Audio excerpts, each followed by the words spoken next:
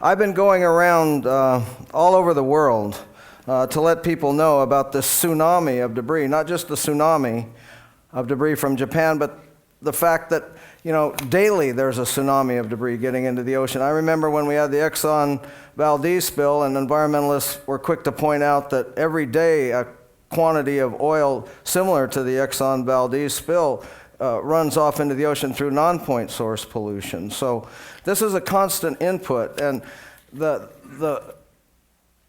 windows of opportunity for activists to do something about this non-point source pollution are many, and I can't begin to address where the best niches are for you to become an activist. I just know that our civilization is trapped in this competitive, domineering, brutal paradigm of the past, and I'm just going to tell you everything I know, and if you see a window of opportunity to turn the world around and make it a place where it's going to, you know, work for everybody for the infinite future, be part of that united front and work with your fellow activists to get something done, because I'm going to try to provide you with accurate information that will help you in your struggle. So here we go with the presentation, and I'm not the discoverer of the North Pacific gyre. This would be a misnomer. You know, the garbage patch is a part of the gyre. The gyre was known to fisheries biologists in 1960 in the California Department of Fish and Game that did this pamphlet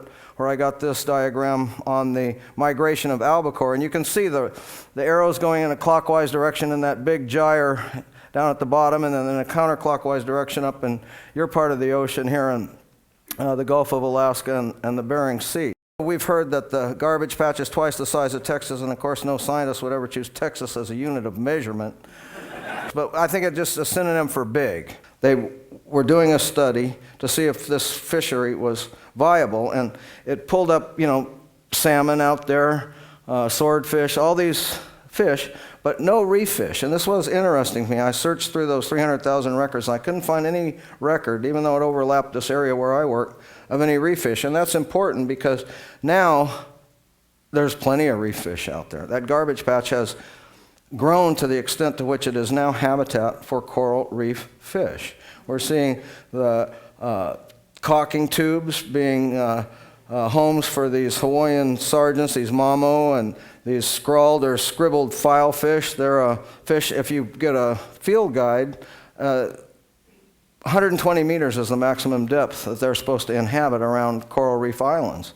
Well, now there's a coral reef island in the middle of the ocean, and these fish are living out there.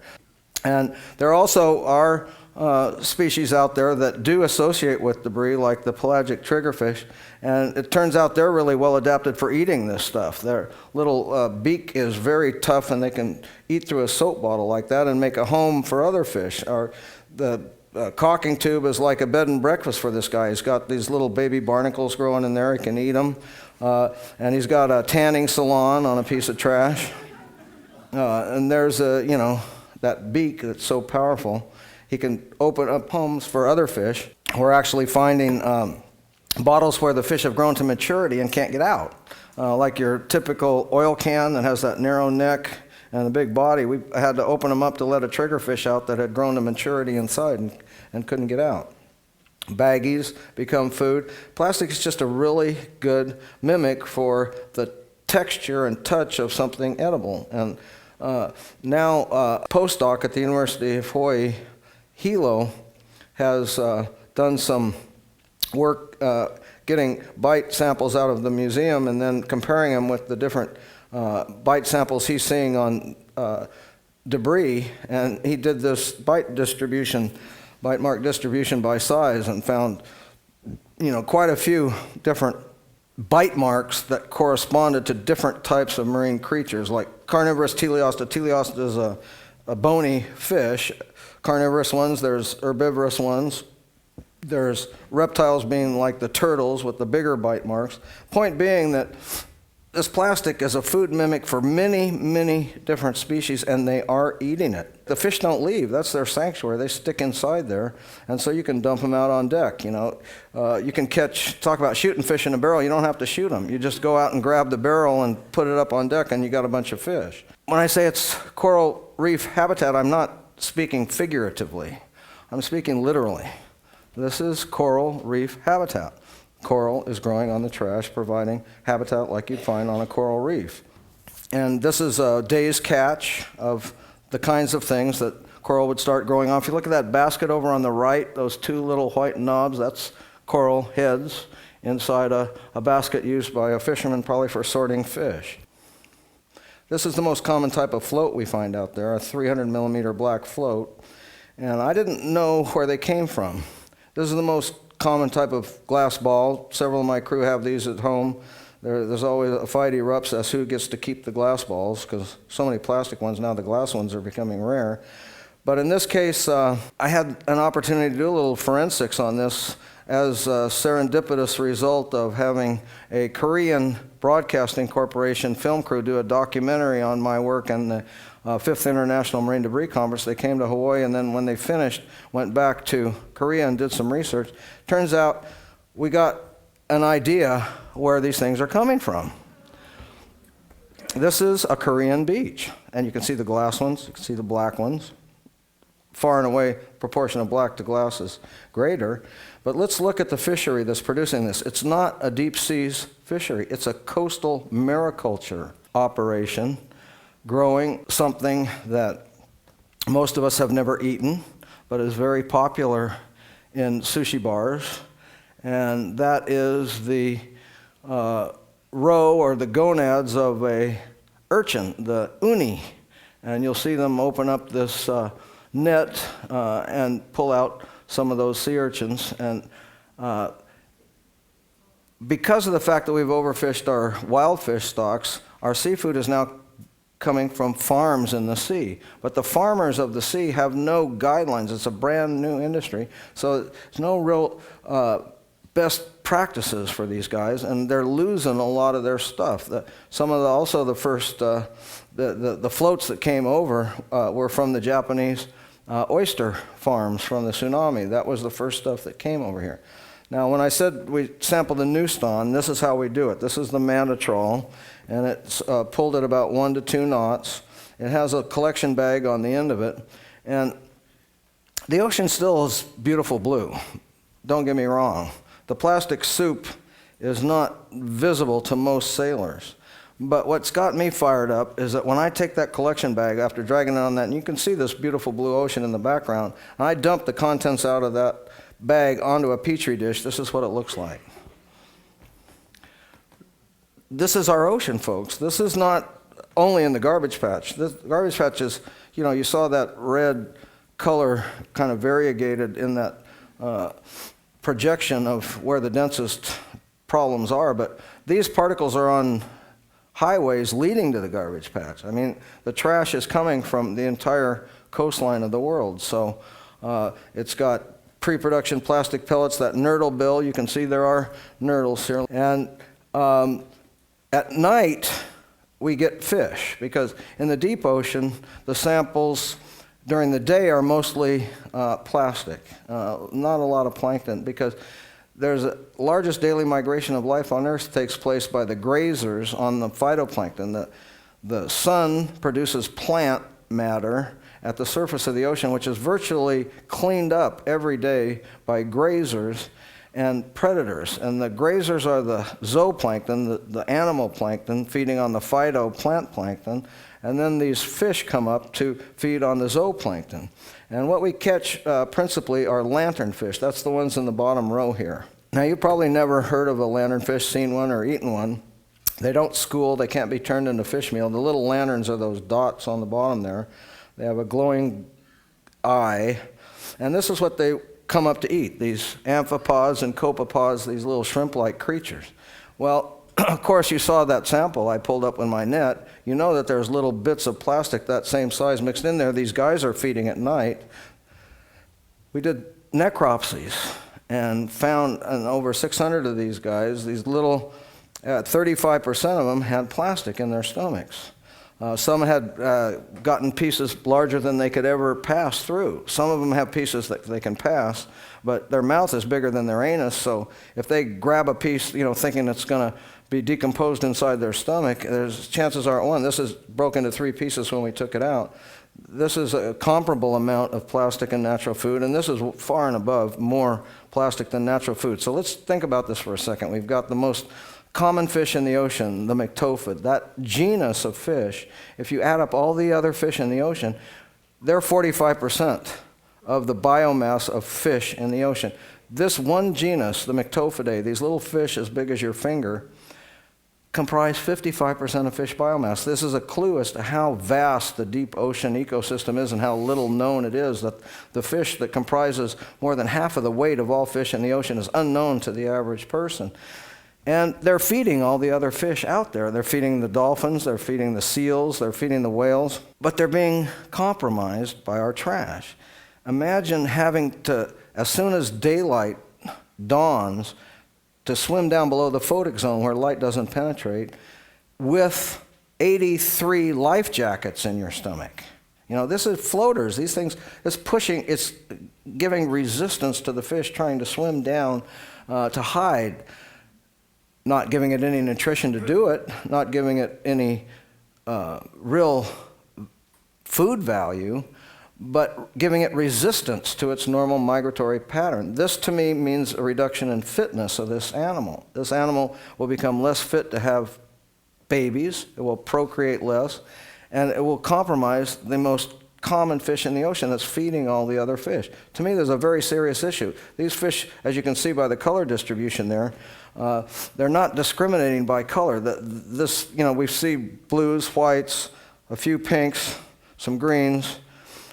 This color distribution is about the same color distribution that we see in a random sample. So they're feeding in the dark, they're feeding on anything that'll fit in their mouth. They're not taking their time about it, they're in a hurry because they got to leave as soon as it gets light. So I think this is a serious issue. I think it needs to be understood as a threat to the entire food web in the ocean. And if you see a diagram of who's eating who in the ocean, it never includes plastic.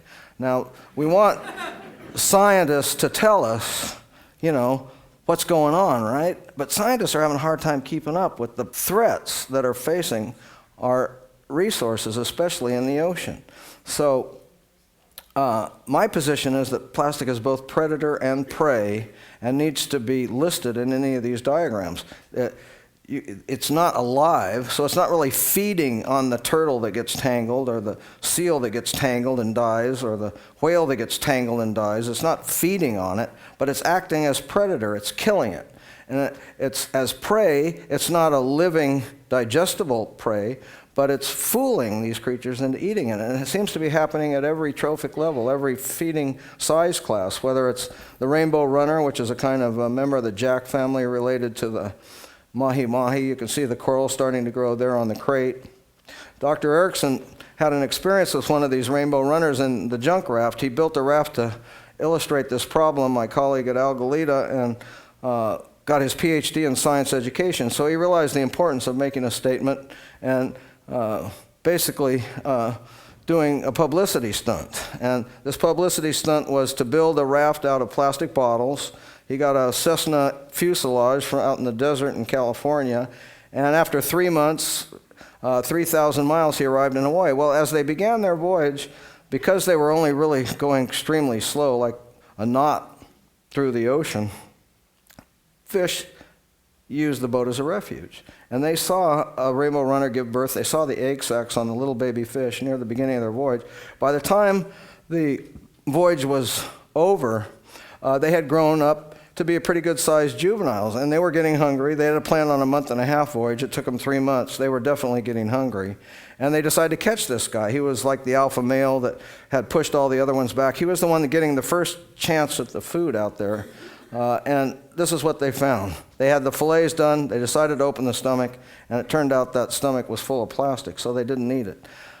Because they knew that as this plastic is consumed by the fish, it desorbs pollutants into the flesh of the fish, into the circulatory system. There's been studies on this done already. We're not only compromising the food web in the ocean by not feeding it food, we're compromising it by feeding it poison. So these are poison pills for this fish. Here's the tsunami. Now, the time to have gone out and captured this debris was right after it happened. If that had been oil, a petroleum spill, if it was like Saudi Arabia with the tanks of oil Kuwait lining the shore, and a tsunami comes and knocks all that oil. We have oil spill response teams worldwide. We can get consortiums of boats to go out and clean stuff up. Dr. Ebbesmeyer, also a Seattle native, says an oil spill should really be considered a 3 on a scale of 1 to 10, 10 being worse, and a plastic spill should be a 9, because that predator-prey relationship is going to go on for centuries with plastic, whereas with petroleum it's going to be over in decades. Now, if you think of that tsunami as these little dots, this is another one of Jim Ingram's simulations. You can see the eastern garbage patch filling up with them, the western garbage patch filling up with them. And this is a 30-year diagram.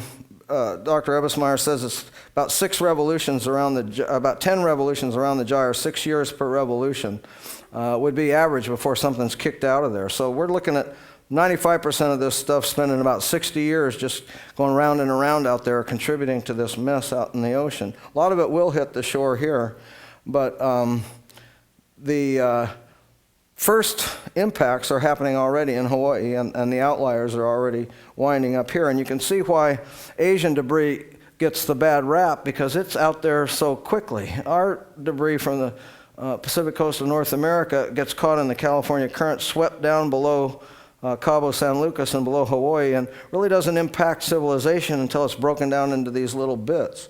So the identifiable types of trash that we find in our trawls and on the beaches in Hawaii is mostly Asian. But it's not so much that Asia litters more than America, it's that it takes longer for American debris to get to these garbage patches. This is a simulation of the tsunami debris field by Dr. Maximenko at the University of Hawaii. And he's advocated a blockade, actually, of Washington State to try to prevent some of the damage. Also, a blockade of the Northwest Hawaiian Islands, the most pristine, longest marine reserve in the world, declared by President Bush, the Northwest Hawaiian Islands National Monument. But no one is capable of doing this. Project Kaisei is a group in San Francisco that says they want to clean up the gyre, but they have no funding, no boats, no equipment that can work in winter in these big waves and seas and try to keep houses from crashing into these coral reefs on 50-foot waves like the surfers ride over in the winter in Hawaii. So this is just a fantasy, but it's where he thought if you were going to have a blockade, you'd want to put it. We're going to go out there. There's still a few seats left. We're trying to get some Japanese scientists to go with us to survey this debris field, and the larger pieces that are going just with the current that are taking longer to arrive this summer. So we'll be out there in June trying to assess this on the Sea Dragon, a joint project with Algolita, 5 gyres, and the boat's owners group. The first impact zone is KURE Atoll. That's the northernmost of the Hawaiian Islands. And 52 tons of nets and debris, like it's in that boat with these 2 girls, hit that island archipelago every year and have to be carefully removed by divers risking attack by tiger sharks. They have to get that stuff off of there.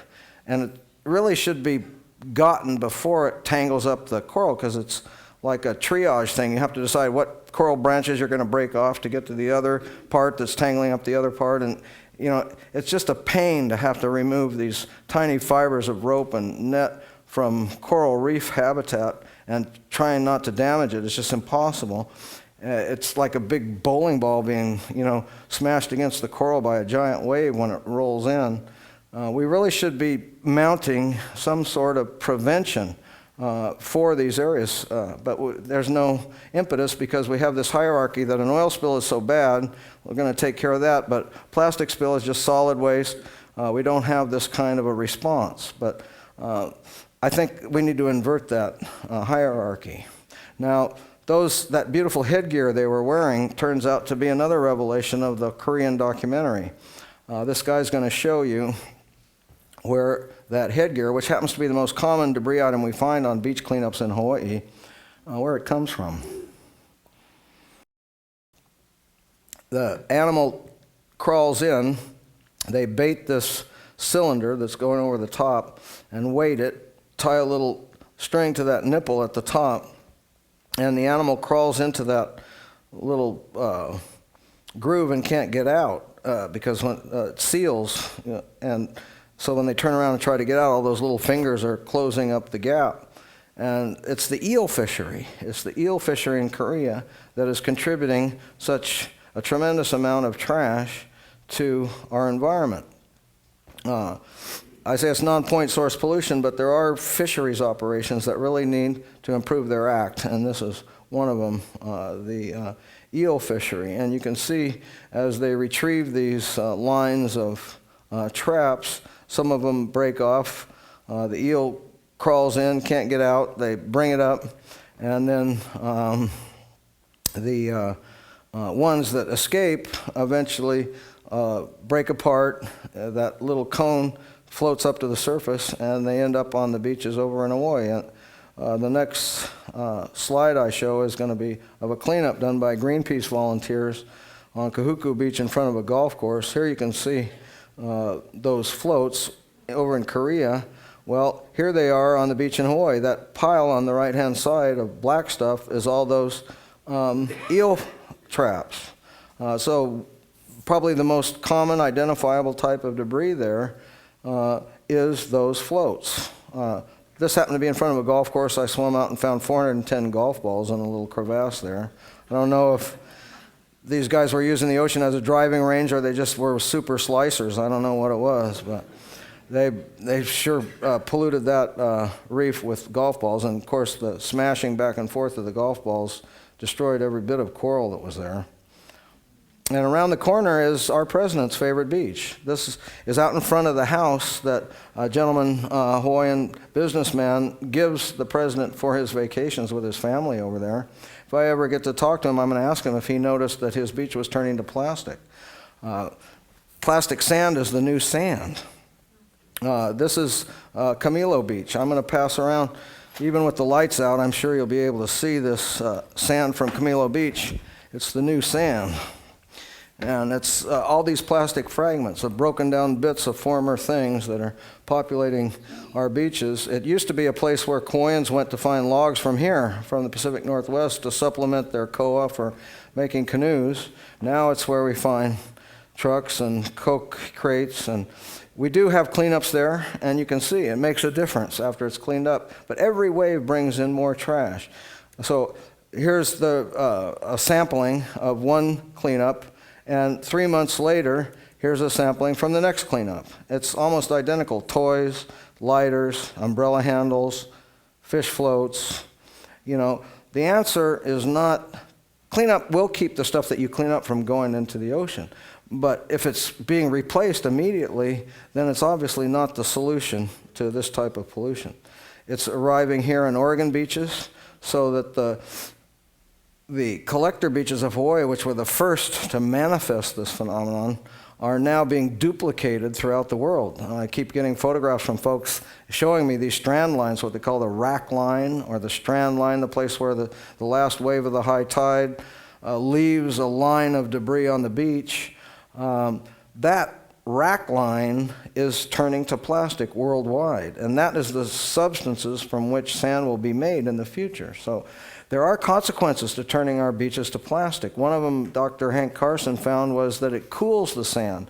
The sex of a turtle egg is determined by the temperature of the sand.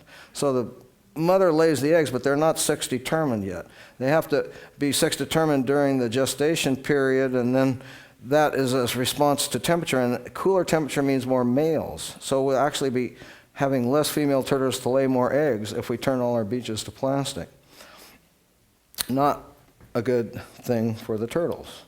Now, it turns out that the so-called garbage patch that I discovered is only one of 5 garbage patches. This diagram by Dr. Maximenko shows the other 4, the South Pacific, the North and South Atlantic, the North Atlantic being the Sargasso Sea, but it also goes all the way over, you can see, virtually to Africa. It's more dispersed there, also in the Indian Ocean, it's more dispersed. And we've now visited all these, our foundation has, and the 5 Gyres Institute with Anna and Marcus.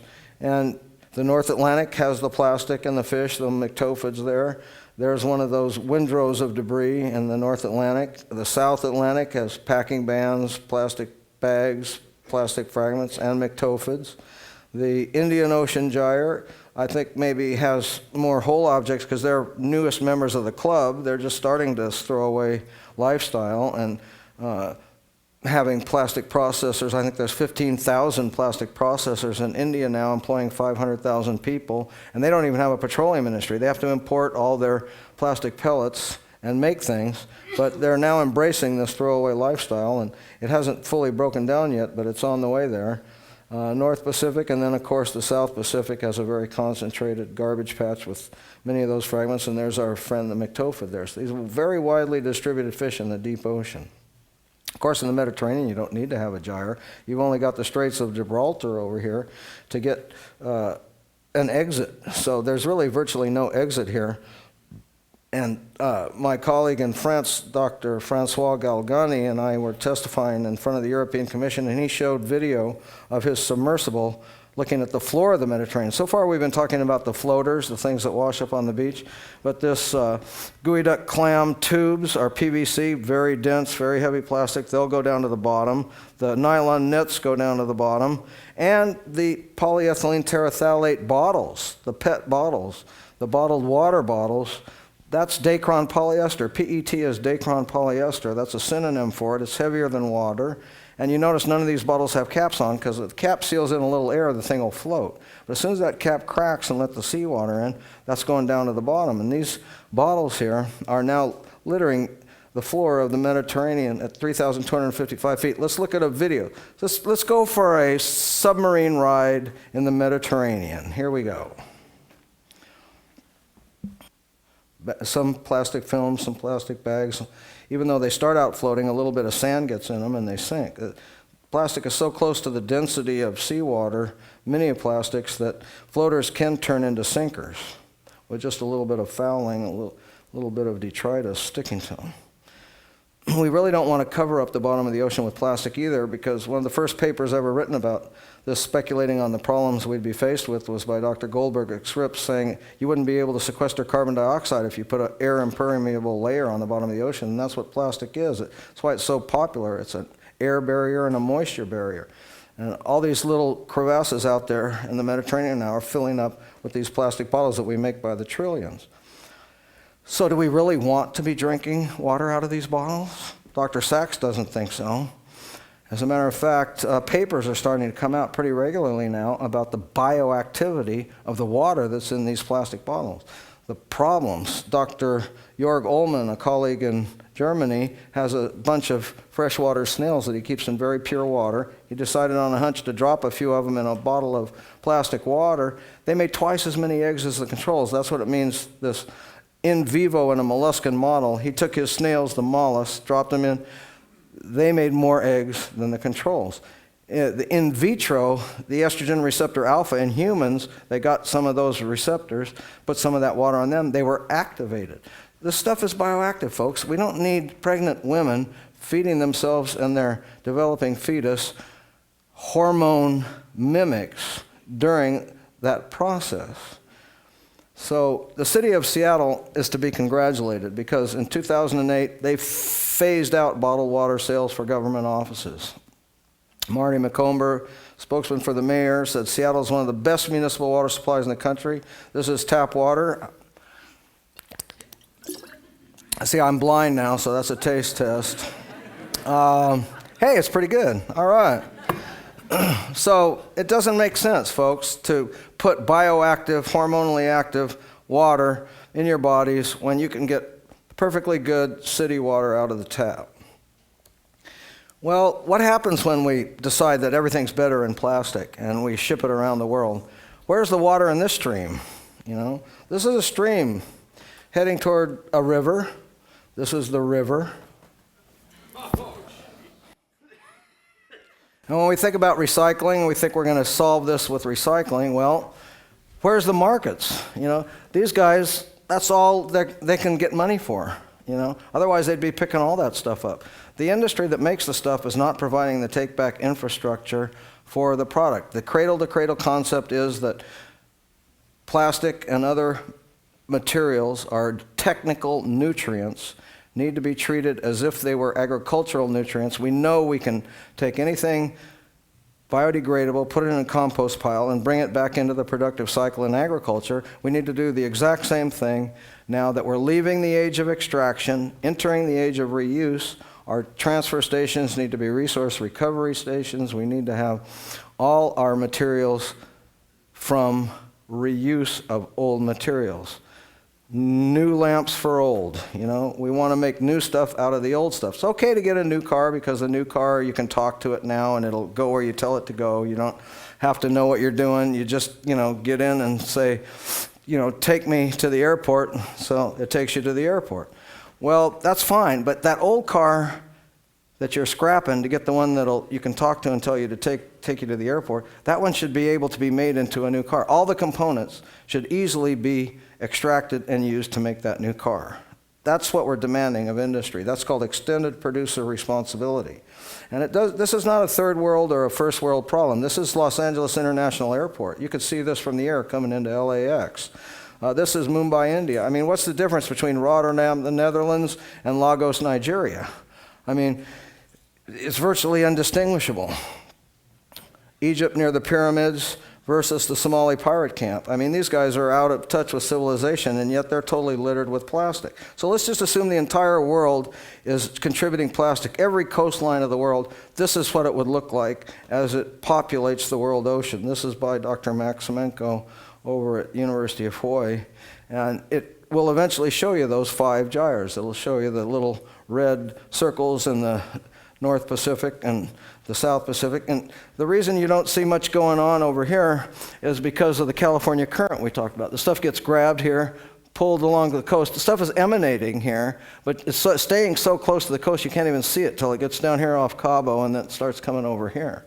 It's a fascinating study in what is actually happening. And of course, the dots that make up this diagram, you can multiply by a factor of 1,000,000. You know, each one of those dots is 1,000,000 pieces of trash. I did a study of the LA and San Gabriel rivers.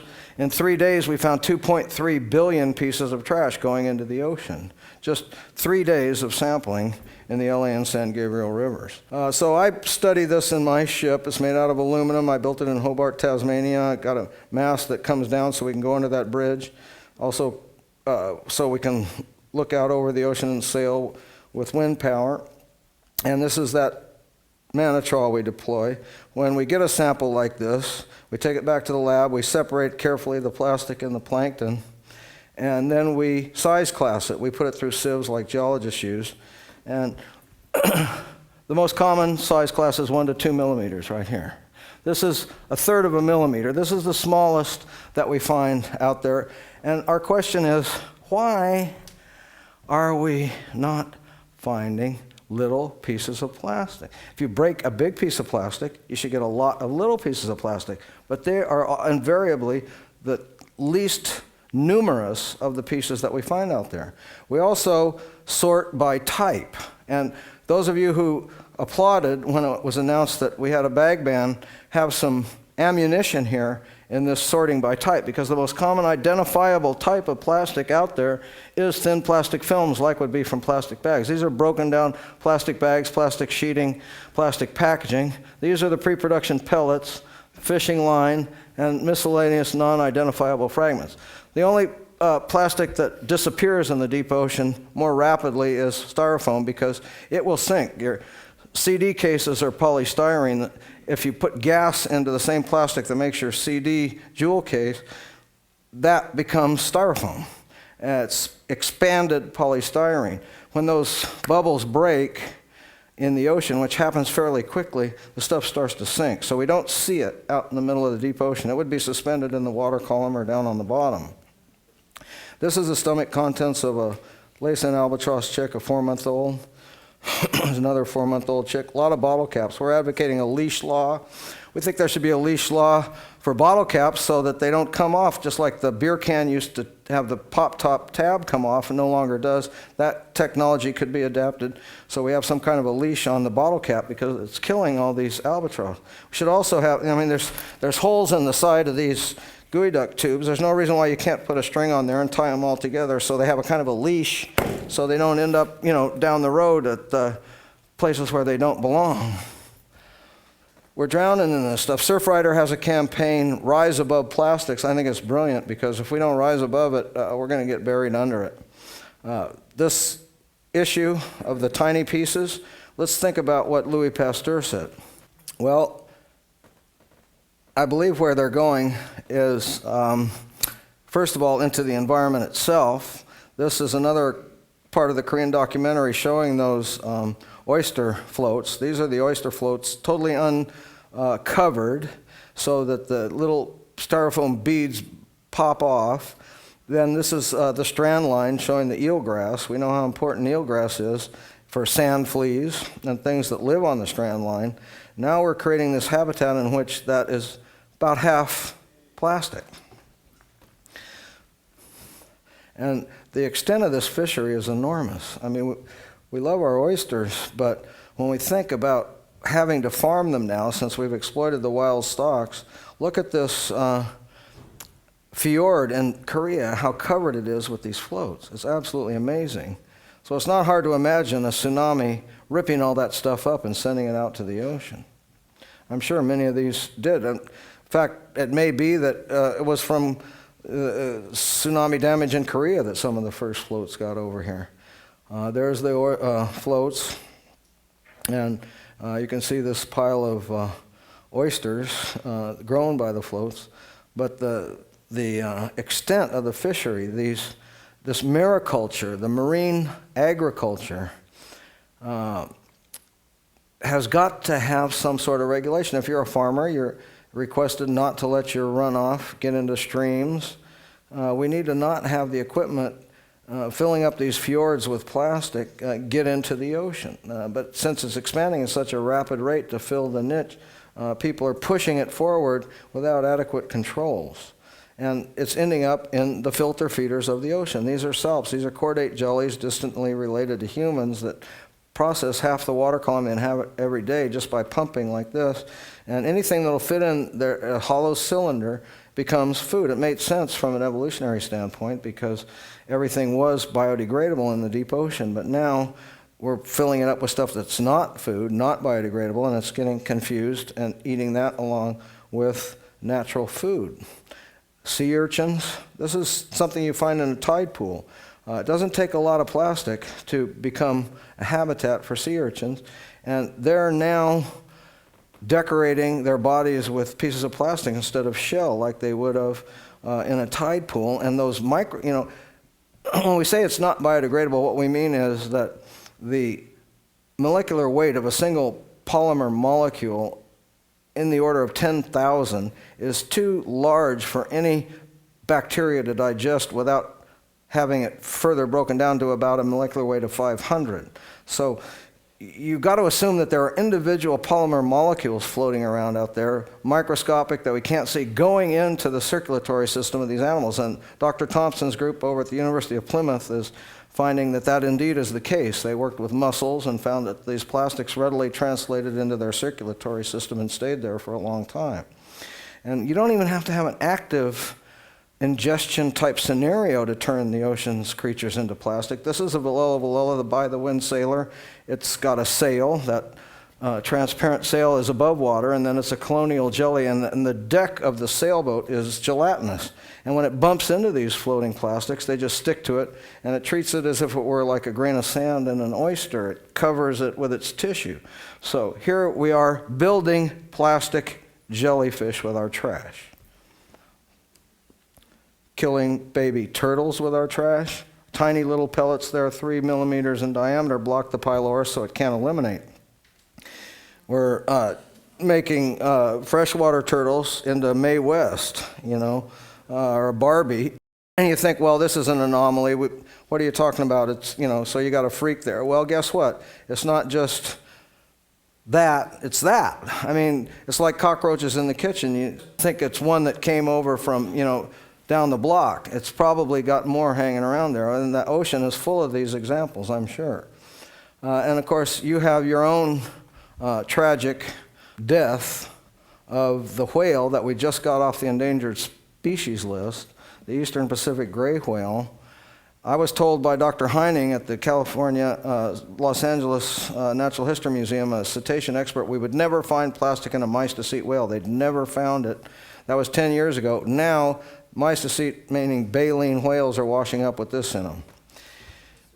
They are the only coastal whale.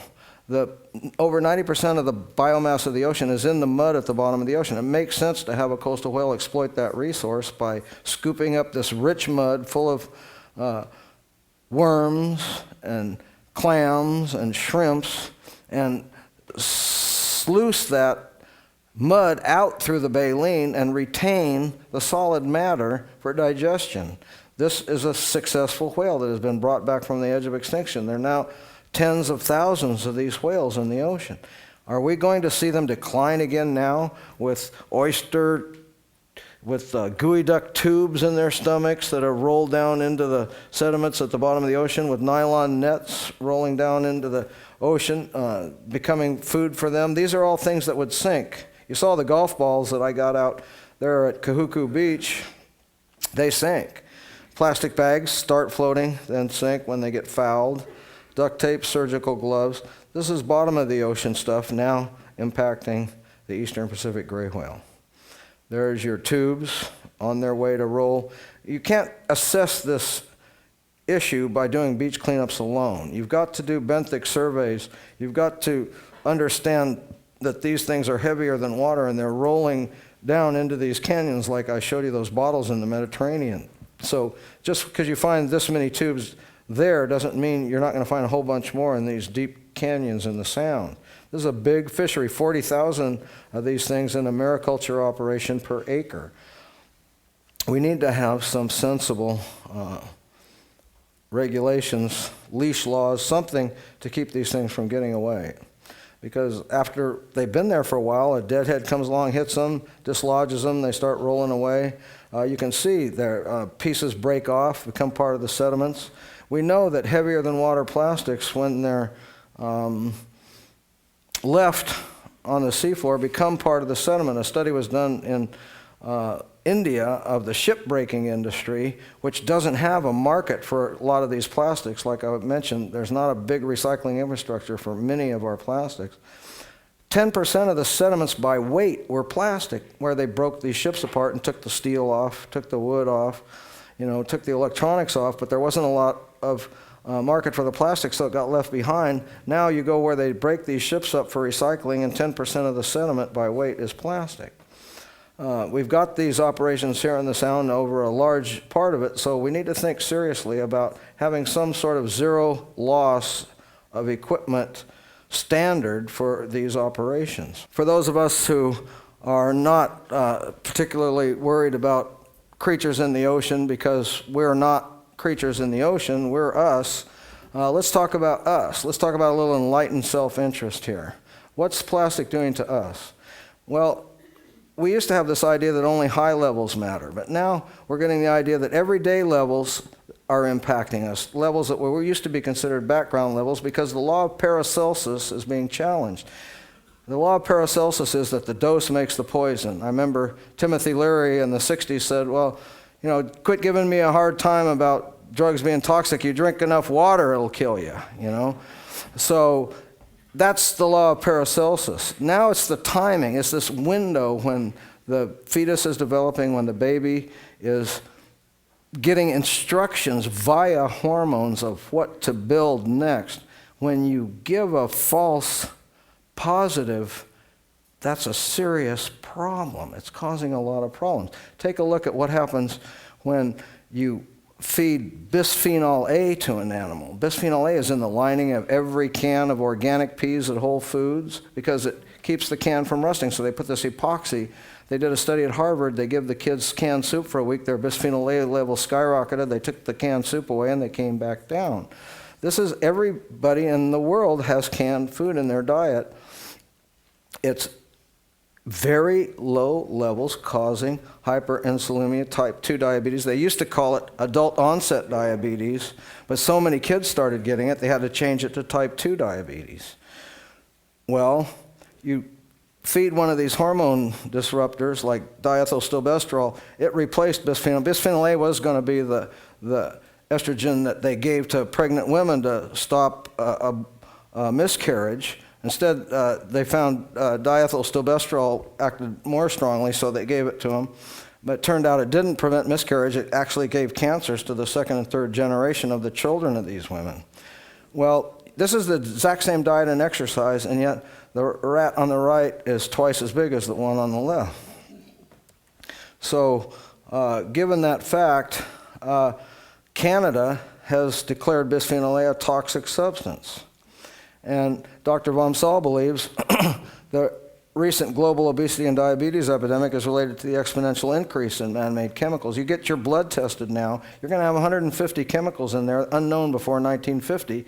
And as much as we would like to know what those 150 chemicals do in concert with one another to our bodies, that research is in its infancy.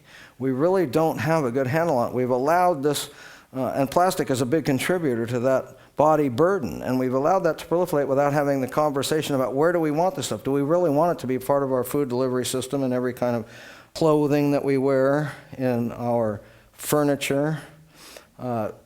Premature breast development is occurring. Telearch menstruation is occurring at earlier and earlier ages. Girls are becoming women at younger and younger ages. Paolo Palanza in Italy did some work on the behavior effects of these bisphenol A compounds in rats, and found that it skewed the time that the mother would spend in the nest. The maternal instinct is compromised even in terms of behavior by these chemicals.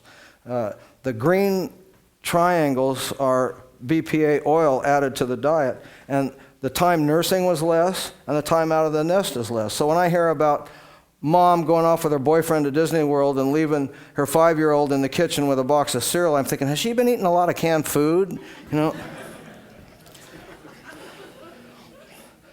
Everywhere in Singapore that they looked, all the supermarket seafood, whether it was a clam, an oyster, a fish, had bisphenol A in it. We're getting it from everywhere. I mean, what are these kids getting, you know? Well, we lived in a different world. Up until 1945, if you'd walked into a post office, you'd have seen a poster that told you to raise and share food, walk and carry packages, and conserve everything you had. If you'd have gone to the movies in the early 40s, you'd have seen a trailer that told you how many razor blades it took to make a fuel tank for a bomber, encouraging you to save each and every one of your individual tiny little razor blades and recycle that so that we could win the war. So this behavior that happened in the late 40s after the war would have been considered illegal during the war. Why this change? Why did we go from a society that came out of the Great Depression with a conservation ethic to a society that was a throwaway society? Well, we had to do it because we needed to keep the factories humming. We built this tremendous war machine. Now we won the war. We want to keep full employment, bring the soldiers home, let's give them some jobs.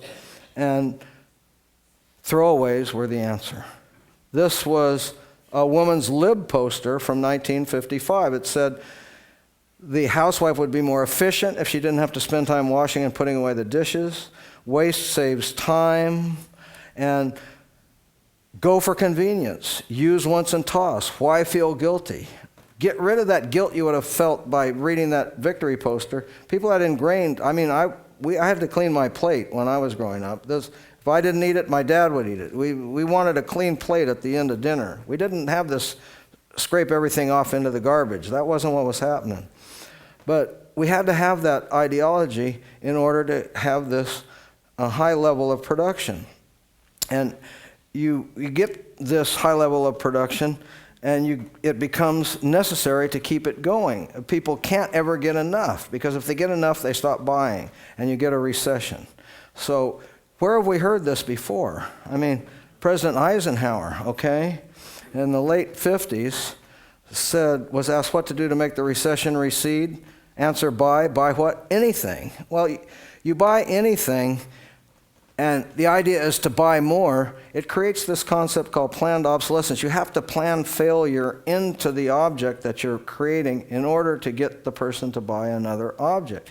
To keep consumption at a high level, planned obsolescence, Dexter Masters figured out, means actually what you're doing is it's a disguised price increase to the consumer. If you're planning failure into the consumer's products, you're telling them, you've got to buy another one. That's like having to pay more for the first one. And I'm taking that a step further. I'm saying this is an enforced form of poverty, that you're never going to get ahead. You're going to have to buy that next gizmo because the other one broke, or it got replaced by the next great thing. And you're never going to be able to have that pressure removed from you. You're always going to be in this rat race. And so this idea of resource recovery is natural, but this is not the way we need to do it. We need to have real 21st century recycling with extended producer responsibility as close to the disposal of the unit as possible, not at the end of the pipe. This is end of the pipe recycling. And so we want to do it, and we get, everybody fired up. We're going to recycle. The plastic industry is behind it. It's the litter bugs are the problem. Let's recycle. Well, they don't make the infrastructure so that there's a place for the stuff to be recycled. So you take it to a municipal recycling facility, a MRF, and there's a conveyor belt, and they're just picking off the bottles and a few of the bags and a couple of other things that they can recycle. The rest is going to go to the landfill or to the incinerator. And that's partly because plastic is not purified in the recycling process because of the low melting point. It doesn't drive off the contaminants like with glass, steel, and aluminum. You heat it up so hot, the food waste, the paint, the labeling, everything is vaporized, and you get a brand new container that's legal to fill with food again. It's not legal to make recycled plastics into a food contact container, and so we don't recycle. Recycling is not keeping pace with production. We're lying to ourselves. We don't have good enforceable regulations. City of San Diego did a test on things labeled biodegradable. Over 50% showed no change in the city's compost pile. So we give up. Waste Away Industries in Tennessee makes fluff. Fluff says, give us your garbage in the plastic bag. We're going to grind it up, treat it with high-pressure steam to sterilize it, and prove to you that it grows good plants. The more of fluff we put into a planting mix, the bigger your plant's going to be. But do we really want bioactive plastics? My co-author, Cassandra Phillips, did a test with orchid media and ground up milk bottles, stunted the orchid, there's the control in the middle, and ground up seat cushions, accelerated it. So by putting all our ground up plastics in the soil, we're getting this combination of pollutants, really, at the surface level in our soil. So I want to wind up with my take on where we have to go in terms of the economy to stop this unlimited growth scenario and get a steady state economy. It's just not worthy. That this unlimited growth model that has built the fantastic civilization that we enjoy today is unworthy of being globalized because it made a mess of the place. I found this mess. I'm mad about it. And I'm saying, when you look at the cause, it's this religion that every politician has to say, it's like, let's get growing again. Doggone it, we've got, that president we've got won't grow, and I'll grow. We're going to grow under me, and we're not growing under him.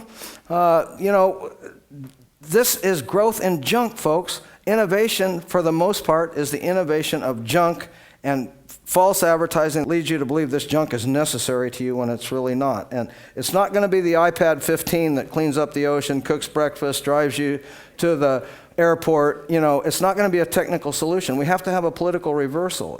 We're going to have to grab the bull by the horns and slow it down.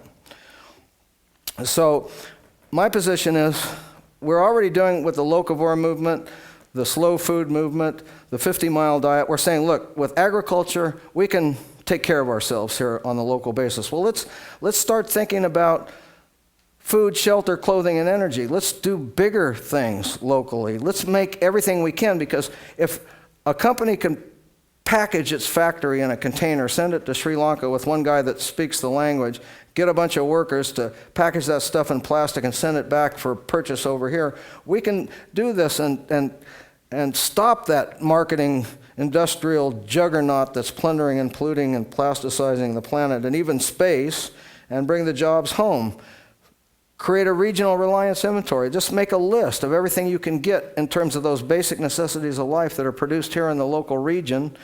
Purchase from the region. Have a local stock exchange. Trex Profit at Franklin and Marshall University, where I spoke, sat down with me and told me about his vision for local stock exchanges, where you have a mini IPOs that open up. You can't, if you're a bank, you can't loan to a kid that's got a great idea with no collateral, but if you're an investor, you can invest in a kid with a great idea with no collateral. We need this local stock exchange. We need education towards exchangeability of functions. We need, a politician to be a technician, to be a recycler. We need to give people a chance to change. They're going to do it anyway. Our jobs are no longer lifelong permanent jobs, so let's educate for that reality. Well, it's been slow for me the last couple of years on the ocean. Research dollars dried up, so I started my urban farm. I collected the eutrophied algae from a local lagoon that was next to a golf course that had a lot of nutrient runoff. I took that algae, put it back on the land, tilled it in.